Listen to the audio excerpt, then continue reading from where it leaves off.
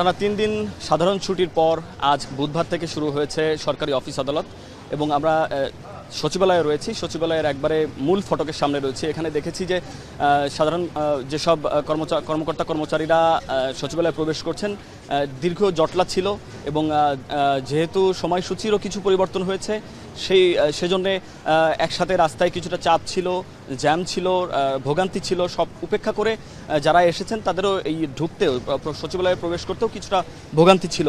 আমরা দেখেছি যে এখানে বেশ জটলা ছিল প্রবেশদ্বারে এবং খুব যাচাই বাছাই করে এবং নিরাপত্তার বিষয়টিকে নিশ্চিত করে তারপরে ভিতরে প্রবেশ করতে দেয়া হচ্ছে।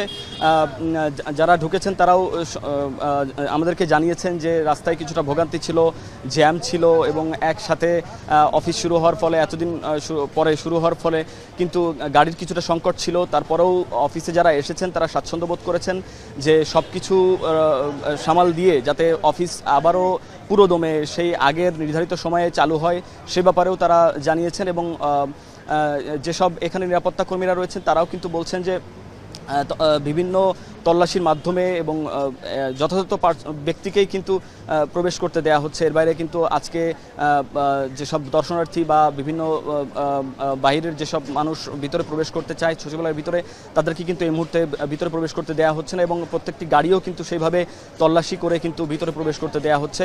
এবং 11টা থেকে যেহেতু শুরু হওয়ার কথা কিছুটা চাপ ছিল, জটলা ছিল প্রবেশদ্বারে, ফলে কিন্তু এখনও যেসব কর্মকর্তা কর্মচারীরা তারা কিন্তু এখনও প্রবেশ করছেন। যেহেতু একটু চাপ রয়েছে নিরাপত্তার বিষয়টিকে কেন্দ্র করে বিভিন্নভাবে তল্লাশি করা হচ্ছে। সব মিলিয়ে আজকে থেকে যে অফিস শুরু হয়েছে অফিসটা যেন সামনে আরও সে আগের নির্ধারিত সময়েই যেন চলে এবং চালু থাকে সে ব্যাপারে কিন্তু কর্মকর্তা কর্মচারীরা জানিয়েছেন। তবে তাদের মধ্যে একটি উৎফুল্ল ভাবও দেখেছি, যেহেতু এতদিন বন্ধের পরে তারা আবার অফিস শুরু করতে পেরেছে সেই বিষয়টিকে আমরা দেখেছি। তারা বিভিন্ন জনের সাথে কর্মর্দন করছেন, কুশল বিনিময় করছেন, সব মিলিয়ে তারা উৎফুল্ল প্রকাশ করছেন এবং আগামীতে আরও সুন্দরভাবে আগের নিয়ম অনুযায়ী যেন অফিস চলে সে ব্যাপারে তারা বলেছেন। তো এই ছিল আমার কাছে সবশেষ খবরাখবর।